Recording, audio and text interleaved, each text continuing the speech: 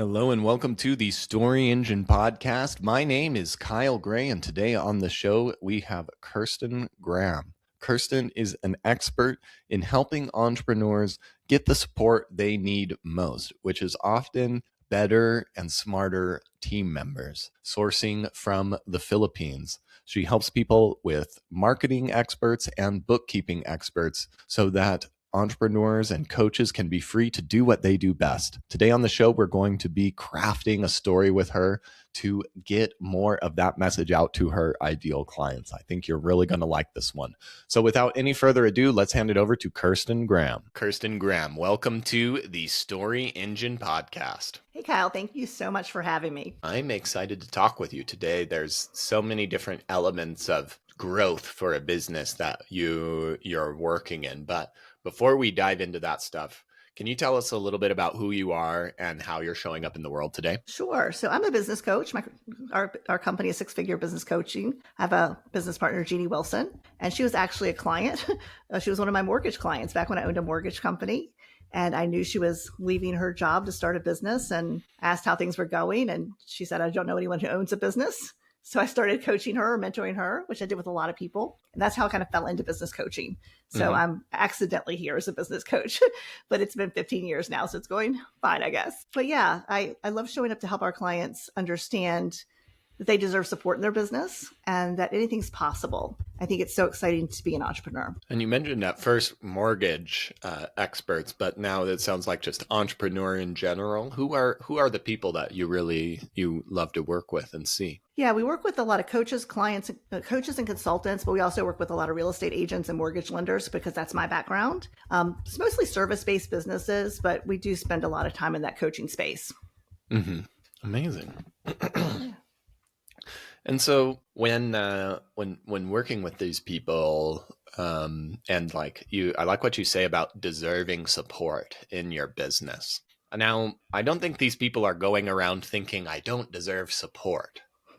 I don't think it's that quite overt, but I think you're touching into something, and I think that people feel it. So what are they saying in their own minds, or like, what does their world what does the world of I'm not getting the support in my business look like for them? Burnout.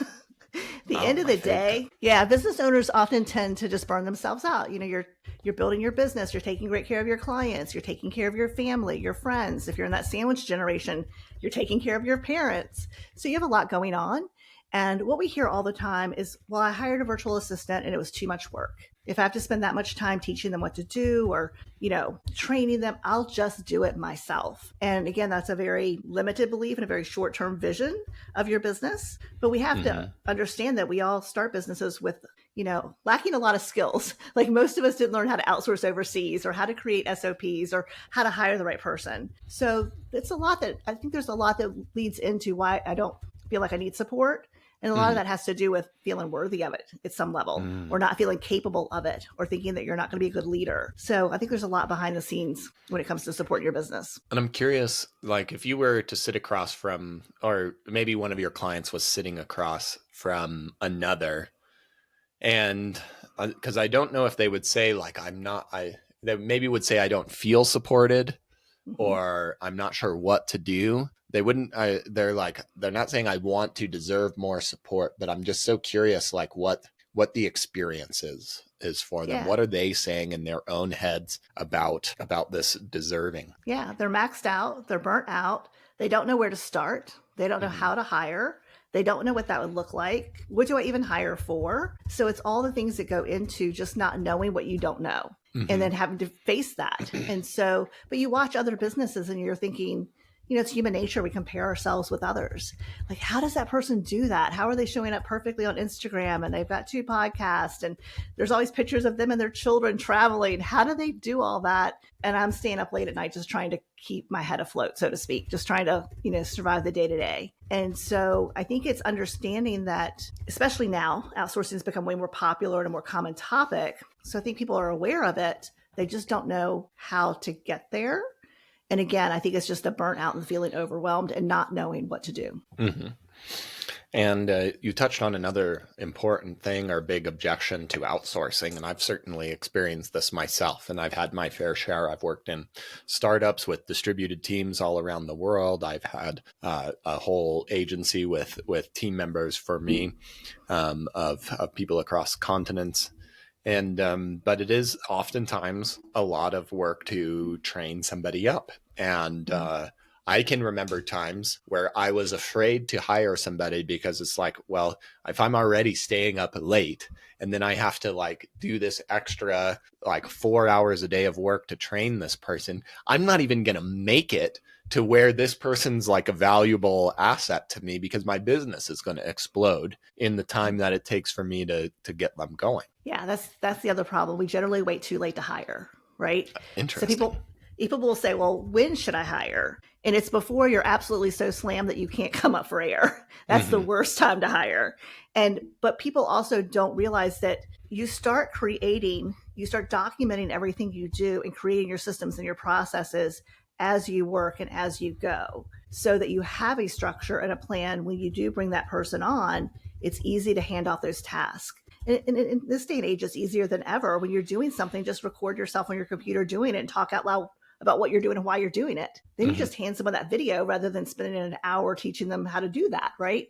So there's lots of ways that we can leverage technology to start building what we refer to as SOPs, standard operating procedures. So we can start building that library of content that we can use to onboard and train a new team member. And I'm certain that even like it takes so much effort to create SOPs as another like example or of that same thing. But it's like you said, it's easier than ever, and there's so many systems and support. Okay.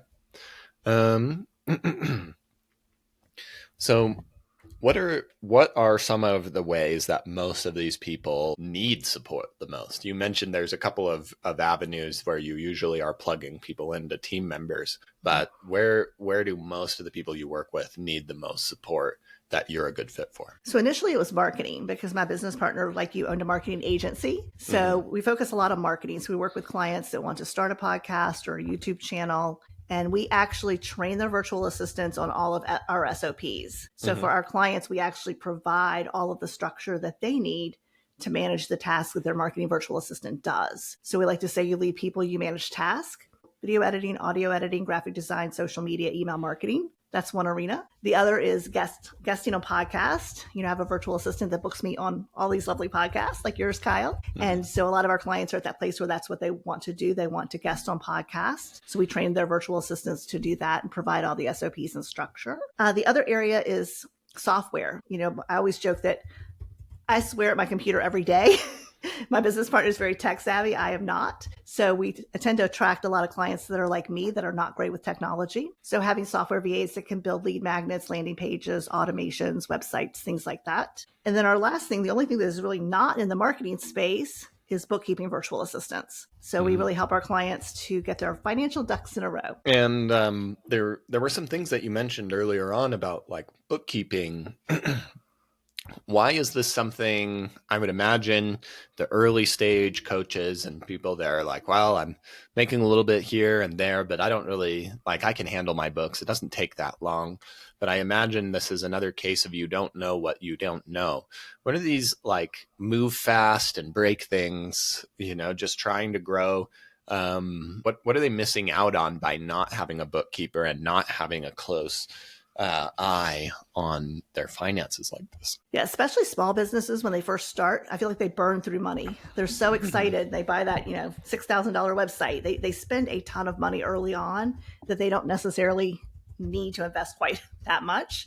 So I think that's one of the harder things, is that generally they're spending money before they're making money. So a lot of times they don't want to look at their books. But the other thing is we miss so many write-offs. I mean, the estimate of the amount of write-offs that small businesses miss, so we end up paying way more in taxes than we should, is ridiculous. So having a system to make sure that you are taking advantage of all the things that you can write off, but also because most of us are not accountants, we're not bookkeepers. So we don't always know how to read a profit and loss statement, or how to read a balance sheet, or how to really look at our cash flow. So by having a professional bookkeeper on your team, going over that with you, helping you to make smart decisions. Stop paying for that if you're not using it. Maybe invest more money in your Facebook ads because they're doing so well. So when you have that person who can really look at your finances in a way that's very different than the way you would, now you have somebody coaching you and consulting you month after month on that information.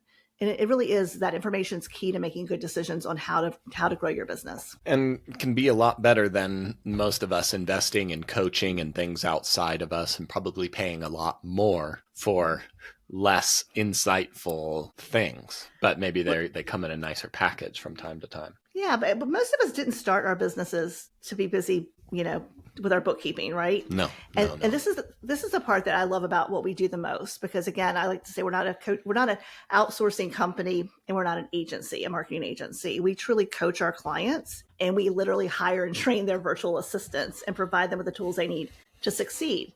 But we have to remember, on the other side of that equation is a person. There's a person halfway around the world who is an expert, in this case, in bookkeeping. They have an accounting degree or a finance degree. They have certifications in QuickBooks and Xero, and they love bookkeeping. I always like to joke, I know that's hard to believe, but there are people who actually love bookkeeping. So when you think about it, when we're hiring someone else to do what they do best, to work in their unique ability, they're bringing not just their knowledge, but their passion, which can make something that we often dread doing a lot more interesting and fun, because you get to see them light up over the numbers. You get to see that they're excited to show you, your profit and loss sheet or your balance sheet and things like that. So that's the other part of the equation that I love so much. It's not just about us or even our clients. It's about the fact that they're bringing on these wonderful team members. And our mission is to help them have long-term relationships. If you have the same bookkeeper for the next 5 to 10 years, that's awesome. You're building a great relationship with them, and they're there as you grow, and they become your confidant, and you can really, have someone you can count on to really challenge you maybe on how you're going to spend your money or what you're thinking about doing. And it's the same with a marketing virtual assistant. When you have somebody who knows you so well that you don't have to review the content that they've edited because they get you, that's amazing. And so again, we forget that other side of that equation. And I'm sensing that there's something that this all adds up to. You have a lot of heart in this, and we've been talking very practically, but there's like a reason you're into this and something that you've seen and beyond. And I just want to, once we have our assistance and we're feeling deserving of support, what happens for us that you're so excited about? Oh my gosh. Yeah. So because I've had businesses where I've had staff, when I had my mortgage company and my title company, we had people in the office. But what you realize is when you're a coach or a consultant or a real estate agent, or you just started, your notary business or whatever that looks like, it's just you. And so things I was not expecting when we first started this was hearing clients say things like, I feel like a real business owner now. I had no idea how isolated I felt in my business. Or the best part of my week is collaborating with my virtual assistant and talking out ideas. And I feel more creative now. So we forget that when we have this other person in our business, it gives us often a new energy and a new perspective. But that whole concept of feeling like a real business owner, that kind of blew me away. Amazing. I'm curious. Maybe I imagine this was in the mortgage and title business, but the time where you were too late to hire and experiencing a lot of these things, were there specific moments in your experience before you started coaching other people where you were totally overwhelmed? Maybe the solution wasn't the Philippines right away, but there was certainly a time where you discovered you needed to learn outsourcing. What was your world like before that? So my dad used to joke that I would be really good in the military if they'd start me off as a general. So I saved $70,000 so I would have a salary for an office manager before I started my mortgage company. I knew going in that I wanted nothing to do with processing the loans and doing all the back end stuff. So I actually hired someone. So I actually have always hired quickly. My struggle was when 2008 came, I didn't lay off or fire quick enough. And looking back, that cost me a lot of money, personally, and just a lot of headache over time. But, you don't know what you don't know. And none of us knew how long that 2008 thing was going to take place. My mortgage company and title company both survived. And I left that industry at the end of 2013. But yeah, looking back, it's one thing to fire someone or to let someone go when they're just not meeting expectations and you almost feel like, let me free you up from this job so you can go find the right job for yourself. Mhm. But it's hard when you have people that are really great at what they do and they've been with you for a long time and you know that they count on their income for family. That was the hardest lesson I've ever learned in my life. How are these the same? Hiring too late and firing too late. How are they the same thing, or are they the same thing to you? Well, they both cost you a lot of money. Mm-hmm. So hiring too slowly means that you're generally not bringing on the manpower to take your business where it needs to go. So you're burning yourself into the ground. You're just working like crazy. Like you said, you're up all night anyway. So then when you try to hire, you just don't have the bandwidth or the hours to do it. So that just continues to put you in that loop of costing you time and money. It's the same thing when you don't fire when you should. And in this case, it was because of a massive recession, 2008. It's not knowing that it wasn't going to end. And so, you're burning through all of the business savings, and I'm burning through my personal savings, and I'm going into debt a little bit. So it was hard. But I look back and I think we always make decisions in the moment with the information that we have. And at that point in time in my life, I didn't have the information to know what it would look like if the financial market melted down. I think most of us didn't, right? So I didn't have any other information to use. So I think basically on either end of that equation, you're costing yourself a lot of time, money, and headaches by not making choices quicker. Can you give me a Tuesday afternoon in that time of extreme burnout? And when I say Tuesday afternoon, I mean a very specific time and place, not necessarily Tuesday or afternoon. Sure. It was September of 2013. My mom was terminally ill with cancer, and I had gone on vacation, and I was talking to a friend, and I came to the realization that I was ready to close both of my businesses. Bawled like a baby. But in that moment of realizing that, I'd already started mentoring other business owners, and coaching clients were coming my way, which I wasn't even really looking for. So that had kind of started to take off. It wasn't expected. But at that point, I think I was just completely done with the industry. Like I said, we had survived, but we weren't thriving. And I just remember going back to my office and telling my team, like, all of you be there when I get there. And I got there and I bawled like a baby. But, they were saying, we're happy because we're ready to go do something else too. So it really worked out that we were all kind of done at that point and ready to move on to different things. But yeah, it's, there's so many different exciting parts of owning a business. Starting a business and closing a business is never, I think, fun, but you move through it like anything else. And when you come out on the other side, you just realize you've got so much life experience and so many lessons that you learned. And I feel like that experience has really helped me connect with my coaching clients now. So whether they're on a high and they're making tons of money, or they're struggling because cash flow is tight, I know what it feels like to be in those situations. Can you describe the room that you were in when you were bawling like a baby, and how many team members were they there physically? Or I imagine yes. Yeah, there's 6 of us. Yeah, it was in our office. Mm-hmm. Yeah. Describe the office, please. We owned a small house. So we had 3 offices that were in the bedroom, and we had a front office. Nice. And yeah, a lot of the loan officers work remotely, but they came in. So yeah, it was okay. And what sad room? Day. I think we were actually in my office. Your office? What does your office look like? Well, back then, it's been so long. Purple walls and big desk. And we may have had the conversation actually in the lobby area, which would have been the main living area. Mm-hmm. I really don't remember, to be honest. Isn't that weird? I just don't remember. I'll think more about that. No problem. Okay. And then I'm also curious about a time when this would be likely later on in the journey. When have you felt most supported and deserving? Like, wow, this team, I love my team. I love what we're doing. And like, there's something interesting here of the team that you said is like, we're ready to go do something else, which kind of reminds me of hiring too late anyway. It's like the same flavor to me.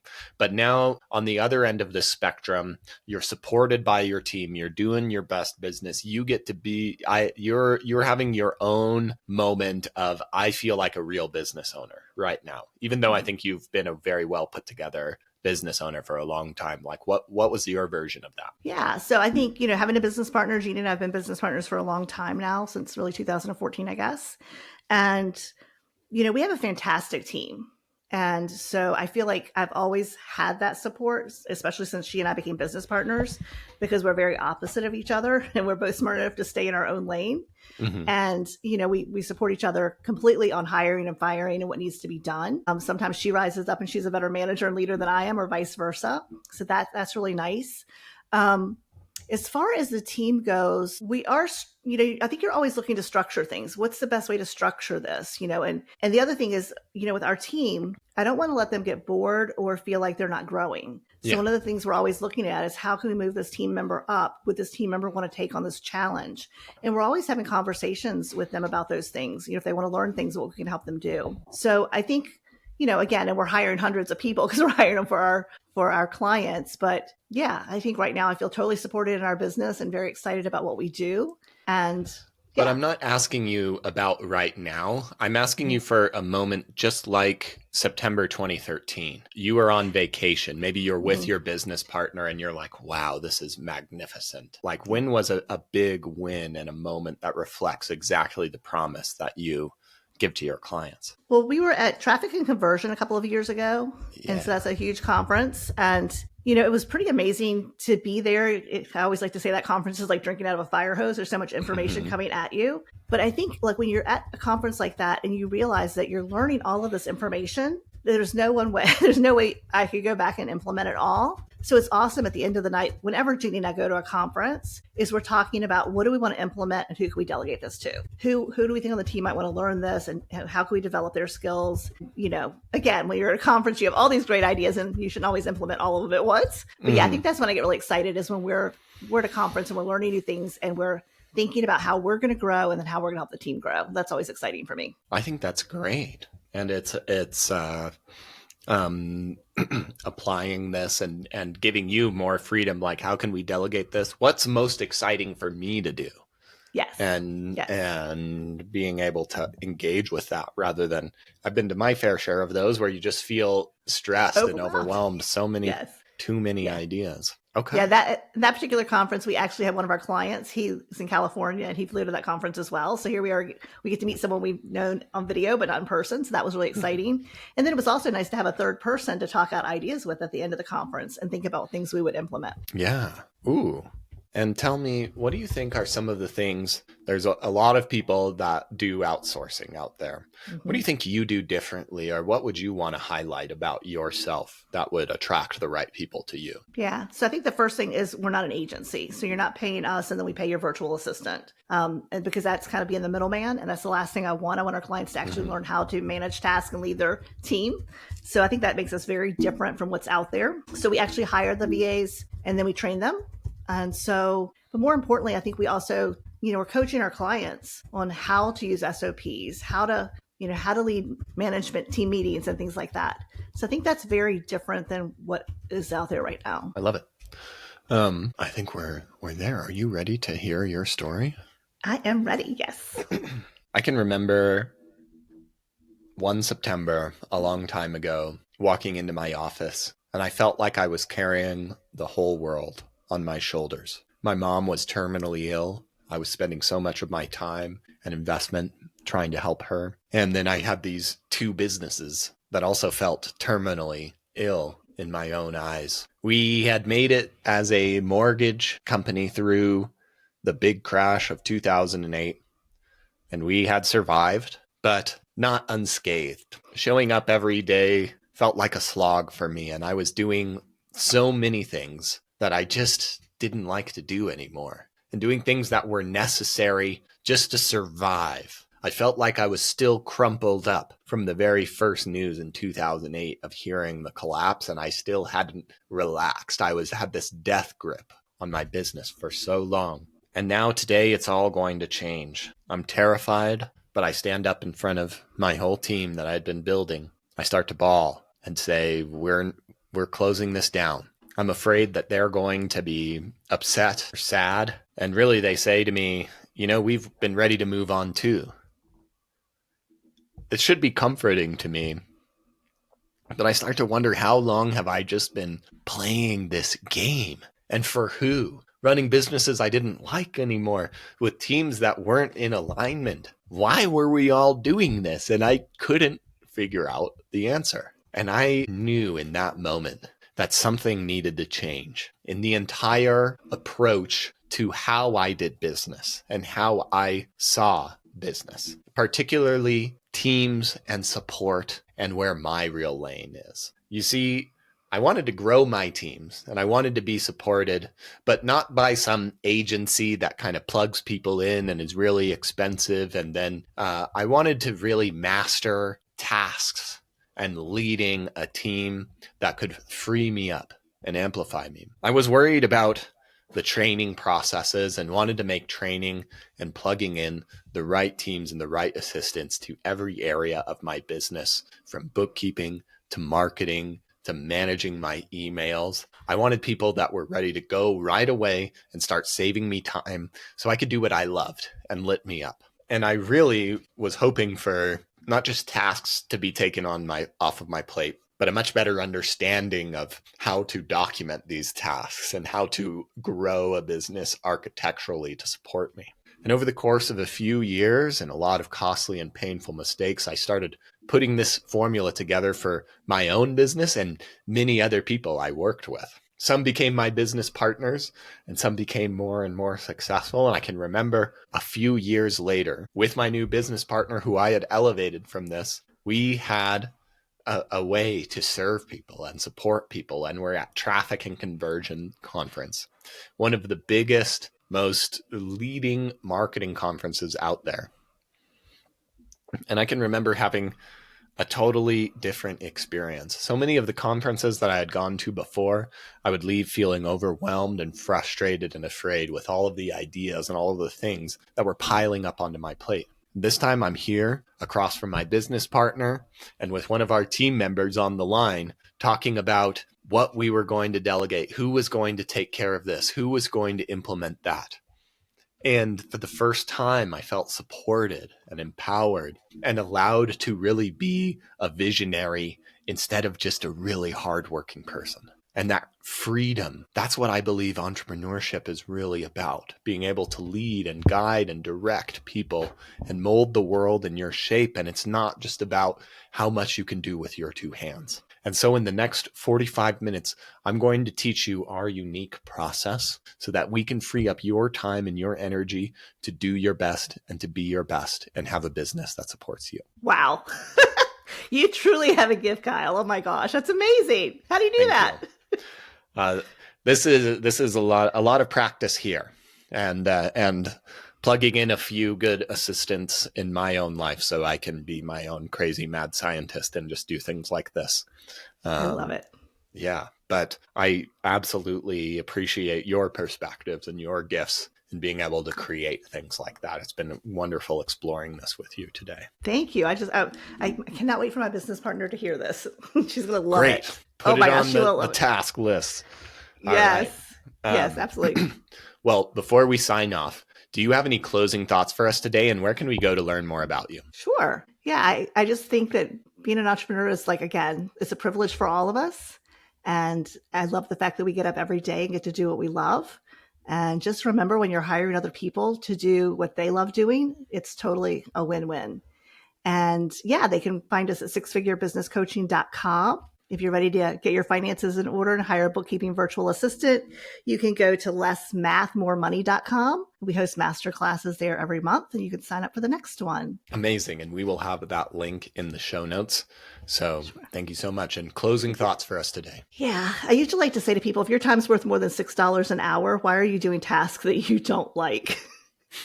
And I'll never forget, one of my clients actually said, he said, I would go back to living on ramen noodles like I did in college before I would give up my VA. So that's the power of having this amazing other human being helping you grow your business. I entirely agree. Thank you, Kirsten Graham. Thank you so much for joining us on the Story Engine podcast.